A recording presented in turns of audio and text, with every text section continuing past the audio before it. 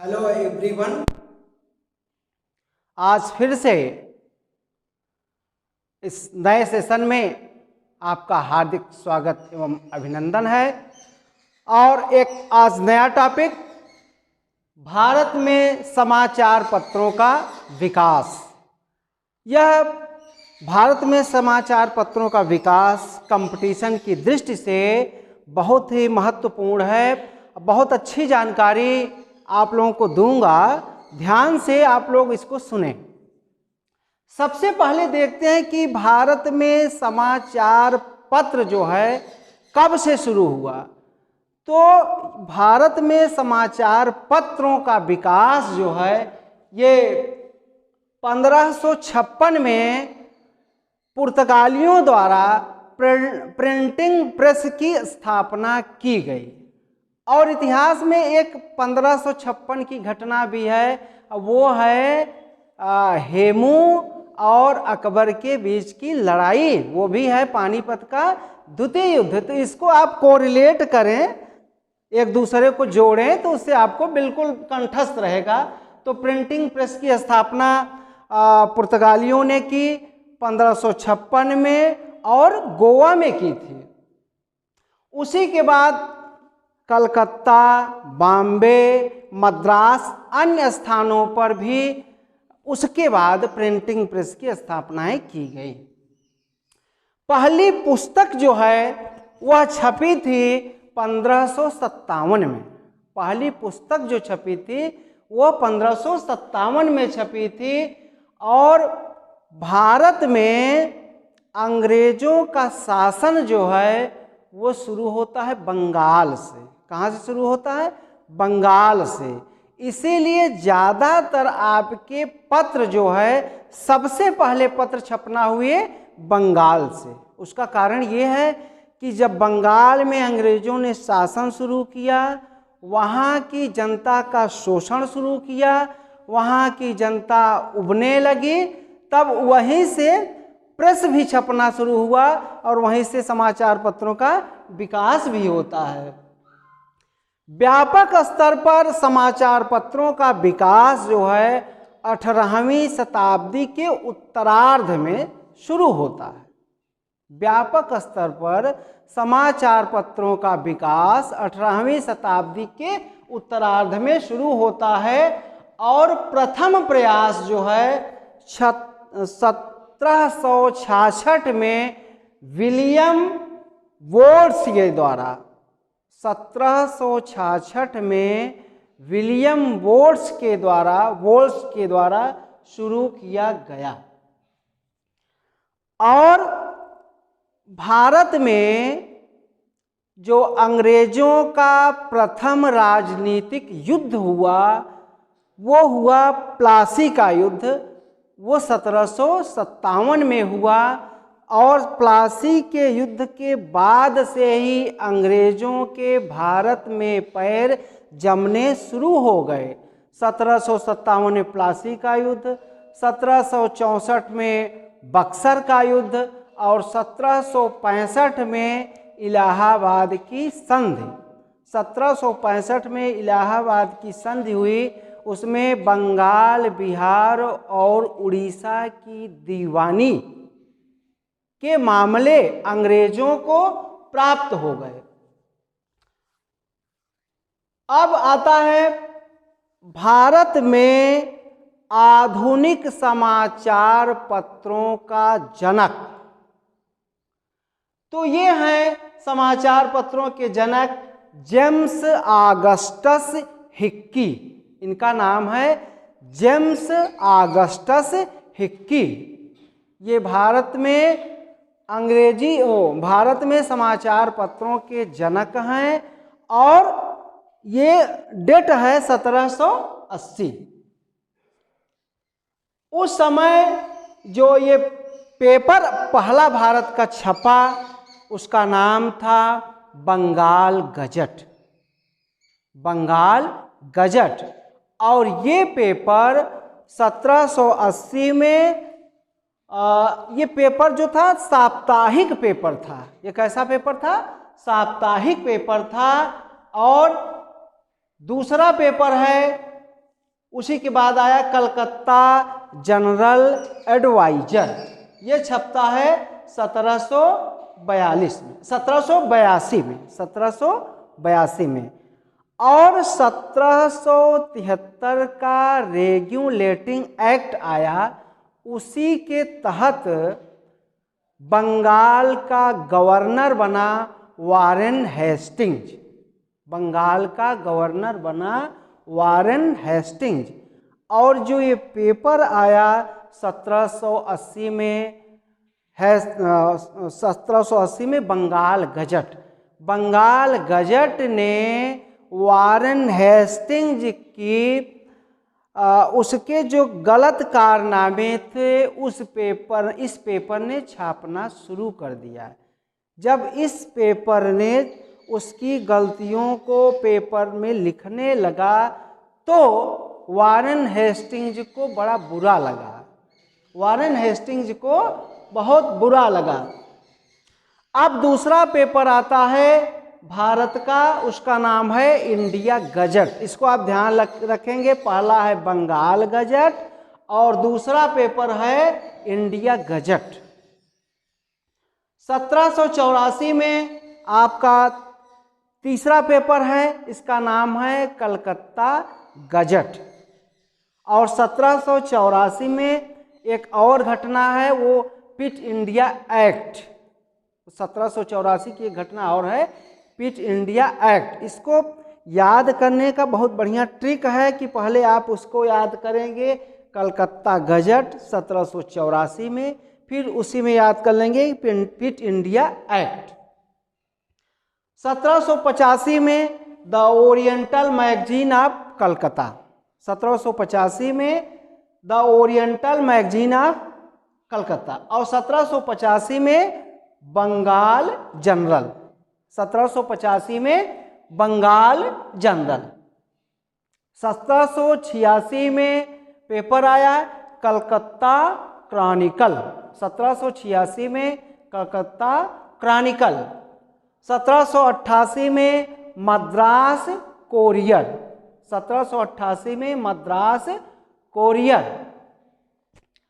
और 19वीं शताब्दी के समाचार पत्र, अब हम आगे देखेंगे 19वीं शताब्दी के समाचार पत्र, ये उत्तरार्ध में शुरू होते हैं और ये 1816 में पहला भारतीय जो था जिसने पेपर छापा उसका नाम था गंगाधर भट्टाचार्य, उसका नाम था गंगाधर भट्टाचार्य। और ये इस पेपर का नाम भी था बंगाल गजट, इस पेपर का भी नाम था बंगाल गजट। अब यहाँ पर आप लोग ये देखेंगे कि जो पहला पेपर आया था उसका भी नाम बंगाल गजट था, लेकिन इस पेपर को 1784 में वारेन हेस्टिंग्स ने इसको रोक दिया था, इस पेपर को रोक दिया था, क्योंकि इस पेपर ने अंग्रेजों के विरोध में लिखना शुरू कर दिया था। इसीलिए अंग्रेज ये चाहते थे कि ये पेपर न छपे, नहीं तो कंपनी का जो कुछ गलत काम करती है उसका विरोध शुरू हो जाएगा और उपद्रव हो सकता है। फिर देखते हैं कि जो बंगाल गजट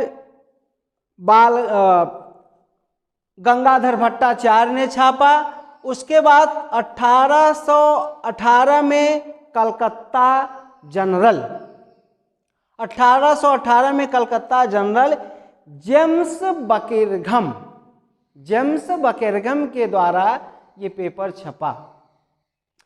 और जेम्स बकिंघम जो है इनका नाम समाचार पत्रों की इतिहास की दृष्टि से बहुत महत्वपूर्ण है, इसलिए कि यहाँ से बहुत सारे पेपर बंगाल से छपने लगे और एक क्रांति सी आई, इसीलिए इनका नाम जेम्स बकिंघम का बहुत ही महत्वपूर्ण ढंग से लिया जाता है। और उसका देखिए जो समाचार पत्र हैं इसमें महत्वपूर्ण भूमिका अंग्रेजों की रही है। वही जो है समाचार पत्र निकाले, उसी से हम भारतीय लोग सीखे अंग्रेजों की आलोचना करना समाचार पत्रों के माध्यम से। समाचार पत्र जो है वो प्रजातंत्र का चौथा स्तंभ है। समाचार पत्र प्रजातंत्र का चौथा स्तंभ है। समाचार पत्र के माध्यम से किसी सरकार को आप बना सकते हैं और किसी सरकार को गिरा सकते हैं, क्योंकि समाचार पत्रों के माध्यम से जनमत तैयार किया जाता है, लोगों के मन में बातें डाली जाती हैं और लोग उसी तरीके प्रतिक्रिया करने लगते हैं। और अब देखेंगे 1818 में जो पेपर आया, उस पेपर का नाम है दर्पण और दिग्दर्शन। समाचार पत्र का नाम है दर्पण और दिग्दर्शन। 1823 में लाइसेंसिंग एक्ट आया। 1823 में लाइसेंसिंग एक्ट आया, इसलिए समाचार पत्रों के ऊपर कुछ प्रतिबंध लगाया जाए और उनको नियमित किया जाए। जो समाचार पत्र थे जो अंग्रेजों की विरासत को हिलाना चाह रहे थे, इसीलिए 1823 में लाइसेंसिंग एक्ट आया, जिससे उनके ऊपर कुछ थोड़ा सा नियंत्रण स्थापित किया जाए। फिर हम देखते हैं कि राम मोहन राय, राजा राम मोहन राय, ये एक दर्जन भाषाओं के ज्ञाता थे राजा राम मोहन राय। और इनके दो महत्वपूर्ण अखबार थे, उसका नाम है मिरातुल, और ये अखबार फारसी में छपता था।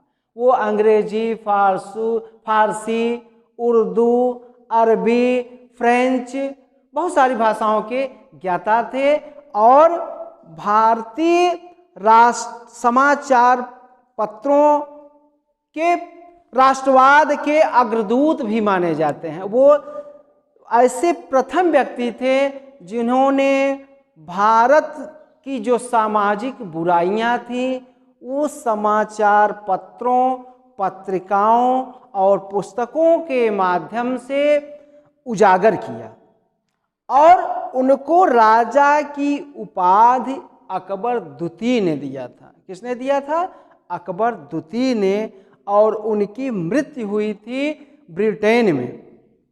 बहुत ही टैलेंटेड आदमी थे। सती प्रथा का अंत करवाने में उनकी महत्वपूर्ण भूमिका थी और 1829 में ब्रह्म समाज की स्थापना उन्होंने किया था।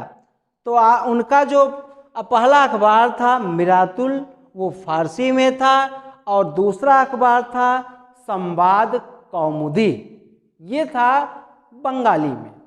बंगाली में इसलिए लाया गया इनका अखबार क्योंकि जो स्थानीय लोग हैं, लोकल लोग हैं बंगाल में, वो बंगाली भाषा ज़्यादा जानते थे, इसीलिए इन्होंने जो पेपर लाया वो बंगाली भाषा में, जिससे स्थानीय लोग समझ सकें, जान सकें। और ये इनकी पुस्तक थी एकेश्वरवादियों को उपहार। ये इनकी पुस्तक का नाम है, कंपटीशन की दृष्टि से बहुत महत्वपूर्ण है। और इनकी एक और पुस्तक है परसेप्ट्स ऑफ जीसस, परसेप्ट्स ऑफ जीसस। इन्होंने ईसा मसीह के जो कुछ आडंबर संबंधित थे, इसमें इस ईसाई धर्म को क्रिटिसाइज किया है इस पुस्तक में, परसेप्ट्स ऑफ जीसस।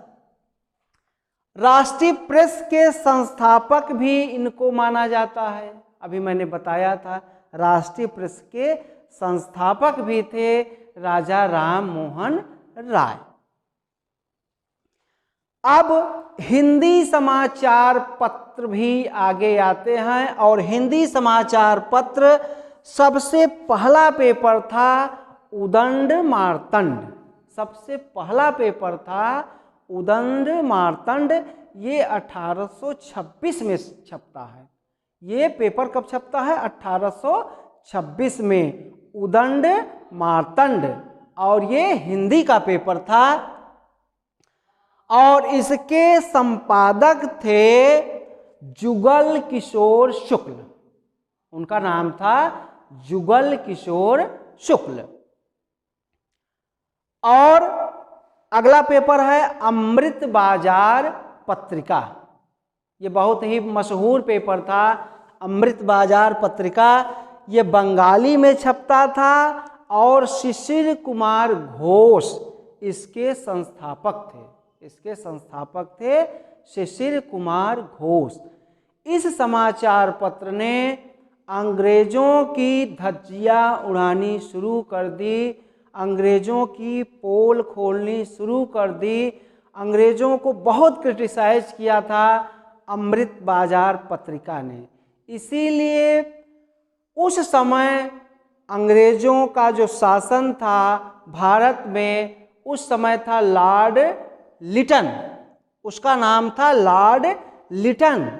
जब अमृत बाजार पत्रिका ने अंग्रेजों को बहुत क्रिटिसाइज किया तो उससे जो है बहुत क्षुब्ध हुआ, बहुत क्रोधित हुआ, बहुत दुखी हुआ। वो था लॉर्ड लिटन और उसने एक अधिनियम लाया, एक्ट लाया। उसका नाम था वर्नाकुलर एक्ट। उसका नाम था वर्नाकुलर प्रेस एक्ट। वो उसका कारण था कि प्रेस पर बिल्कुल नियंत्रण स्थापित कर दिया जाए, जिससे जो है अंग्रेज हमारे खिलाफ, भारतीय हमारे खिलाफ आवाज न उठा सके। इनकी आवाज को दबा दिया जाए, दाब दिया जाए इनको, जिससे किसी प्रकार का राष्ट्रवाद, क्रांतिकारी भावना इनके अंदर न पनप सके। तो ये समाचार पत्र जो है अमृत बाजार पत्रिका बंगाली में छपता था और जैसे ही एक्ट आया और रातों रात, देखिए आप, रातों रात इस पेपर ने अपने को अंग्रेजी में छापना शुरू कर दिया।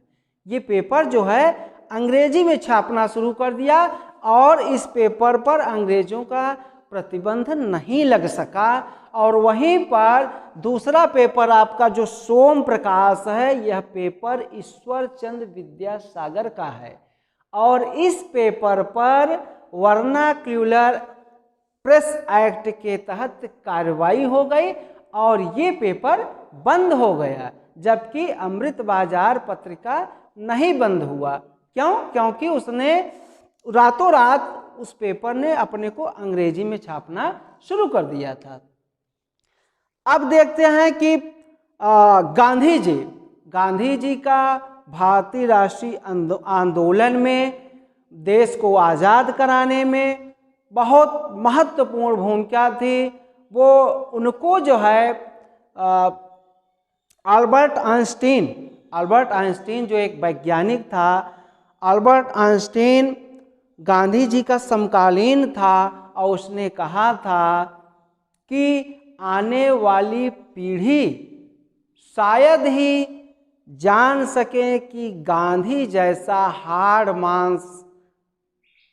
मांस वाला एक व्यक्ति था इस पृथ्वी पर। ऐसे कैरेक्टर, ऐसे महान व्यक्तित्व के धनी थे महात्मा गांधी। और उनका जो पेपर आया वो आया पहला इंडियन ओपिनियन, फिर आया यंग इंडिया, फिर आया हरिजन। 3 paper, Indian opinion, young India और हरिजन। और एक बुक है उसका नाम है हिंद स्वराज। उसके बाद फिर आते हैं दादा भाई नौरोजी। दादा भाई नौरोजी का भी बहुत महत्वपूर्ण स्थान रहा है देश को आज़ाद कराने में और उदारवादी व्यक्ति थे ये। इनका पेपर का नाम था Rast Goftar poverty and British rule in India. Poverty, British rule in India. और इन्होंने एक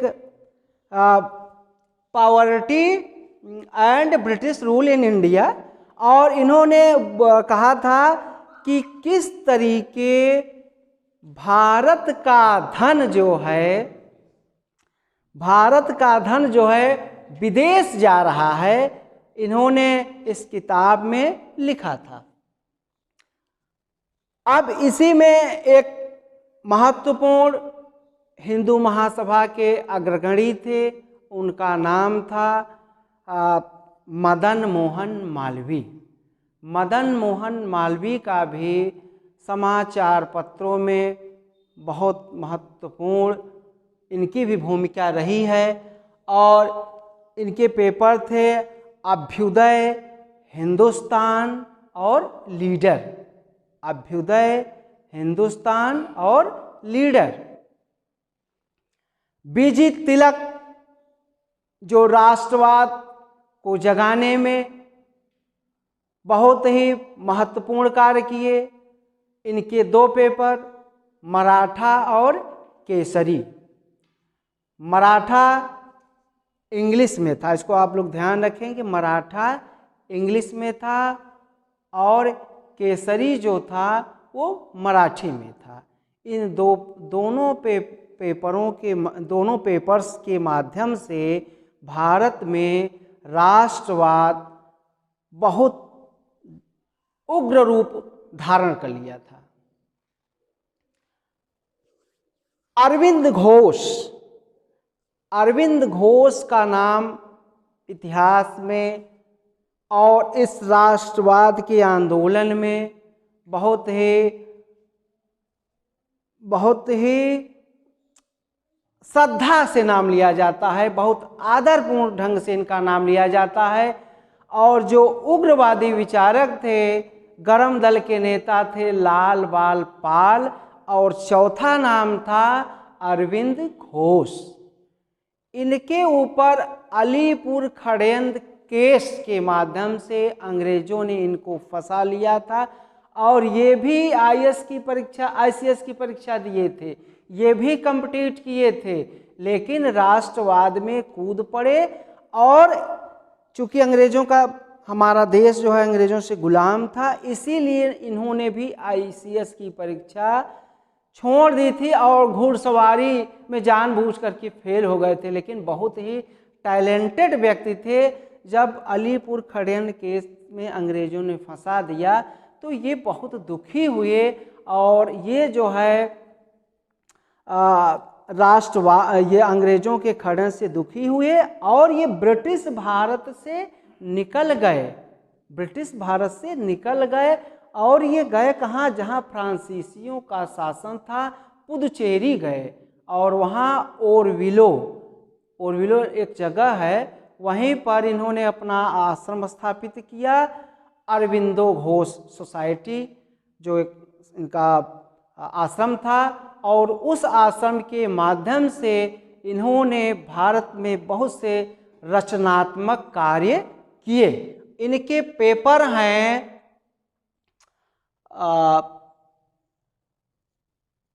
इनका पेपर है कर्मयोगी, युगांतर, लाइफ डिवाइन, वंदे मातरम। फिर से एक बार देख लीजिए, इनके कर्मयोगी, युगांतर, लाइफ डिवाइन और वंदे मातरम।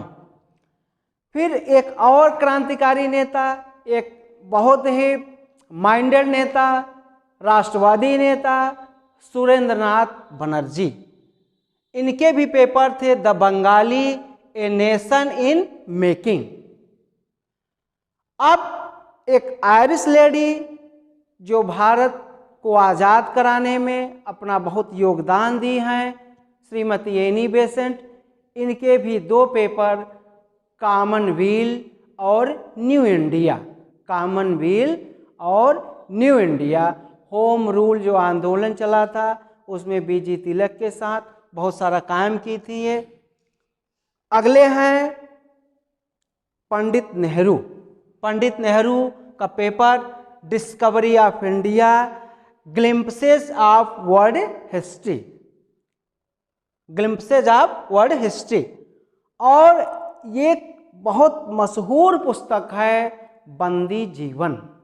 बंदी जीवन सचिंद्रनाथ सान्याल की है, जो नौजवान सभा गठित किए थे कानपुर में 1925 में। इस पुस्तक को आप लोग अगर पढ़ेंगे तो आप लोगों के अंदर क्रांतिकारी भावना जग जाएगी। ऐसी ये पुस्तक है, इसका नाम है बंदी जीवन।